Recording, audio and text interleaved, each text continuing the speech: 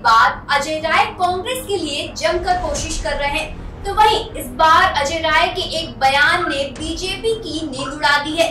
दरअसल अजय राय ने गुजरातियों को लेकर कुछ ऐसा कह दिया है जो बीजेपी को हैरान और परेशान कर सकता है। आखिर अजय राय ने इतने तीखे शब्दों में मोदी की निंदा क्यों की, हम आपको दिखाएंगे इस रिपोर्ट में। देखिए मेरे यानी यशस्वी श्रीवास्तव के साथ अजय का वार। भाजपा ने लोकसभा चुनाव 2024 से पहले राम मंदिर प्राण प्रतिष्ठा कर अपनी जहां हिंदुत्ववादी छवि को जनता के बीच और भी मजबूत कर दिया है, तो वहीं अब इलेक्शन से ठीक पहले सीएए कानून लागू होने के बाद बीजेपी का तर्क है कि 31 दिसंबर 2014 से पहले आए हुए गैर मुस्लिम नागरिकों को नागरिकता दी जाएगी। लेकिन सीएए में आखिर ऐसा क्या है जिसको लेकर लगातार विरोध के स्वर उठते रहे हैं। दिल्ली के शाहीन बाग से लेकर लखनऊ के टीले वाली मस्जिद तक के रास्तों पर सीएए का विरोध खुलकर जनता के सामने आया था। 2019 से चली जद्दोजहद के बाद अब जाकर सीएए कानून बनकर लागू हो चुका है। ऐसे में विरोध के स्वर अब धीरे धीरे फिर चुनावी मुद्दा बनेंगे। वाराणसी सीट से चुनाव लड़ने की घोषणा पहले ही नरेंद्र मोदी के लिए हो चुकी है, लेकिन उनके जवाब में कौन उतारा जाए ये बात कांग्रेस को हैरान और परेशान कर रही है।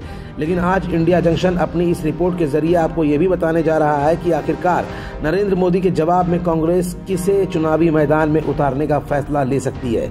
ये एक बहुत बड़ा सवाल है जो आम जनता के बीच में अब तक कौंध रहा है। तो इस सवाल के जवाब के लिए अब आप अपनी नजरें अपने टेलीविजन स्क्रीन पर रखिए।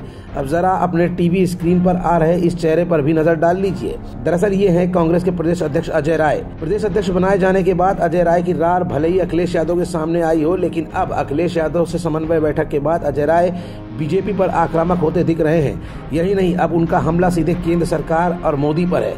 ये हम नहीं बल्कि अजय राय के सोशल मीडिया हैंडल एक्स पर दिए गए एक बयान से आप जान सकते हैं। पहले तो अजय राय जनता की आवाज को उठाते हुए देखे जाते थे, लेकिन इस बार उन्होंने सीएए पर खुलकर बयानबाजी शुरू कर दी है और इस बयानबाजी के जरिए सीधे केंद्र सरकार को घेरने की कोशिश भी उन्होंने शुरू कर दी है। दरअसल सीएए को दिसंबर 19 में संसद में पारित किया गया था और बाद में इसे राष्ट्रपति की मंजूरी भी मिल गई थी, लेकिन इसके खिलाफ देश में कई हिस्सों में विरोध प्रदर्शन शुरू हो गए थे। ये कानून अब तक लागू नहीं हो सका था क्योंकि इसके क्रियान्वयन के लिए नियमों को अब तक अधिसूचित किया जाना बाकी था। बता दें कि ये नियम अब पाकिस्तान, बांग्लादेश और अफगानिस्तान में धार्मिक आधार पर प्रताड़ित अल्पसंख्यकों को हमारे देश में नागरिकता प्राप्त करने में सक्षम बनाएंगे।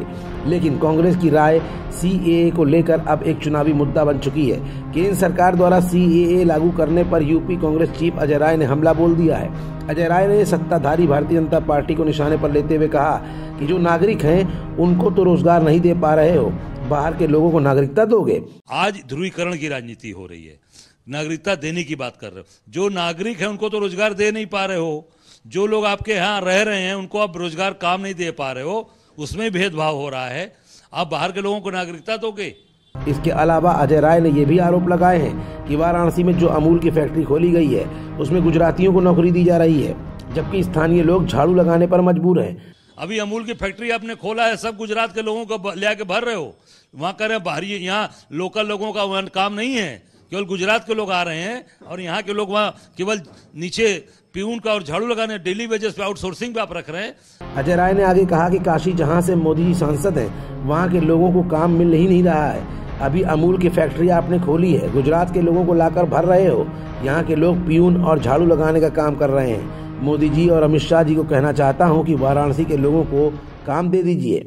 अभी अमूल की फैक्ट्री आपने खोला है, सब गुजरात के लोगों को ले आके भर रहे हो।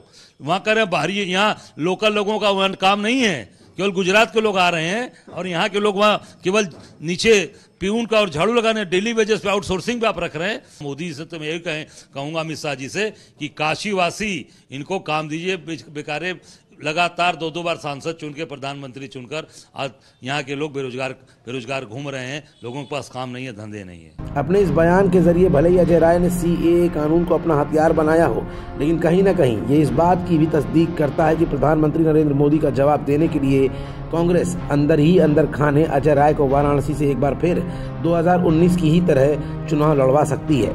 शायद यही वजह है कि अजय राय को प्रदेश अध्यक्ष पद की पावर देकर कांग्रेस ने अपना एक मजबूत पिलर पहले से ही खड़ा कर रखा है। खबरों से जुड़े रहने के लिए सब्सक्राइब करें हमारा चैनल इंडिया जंक्शन।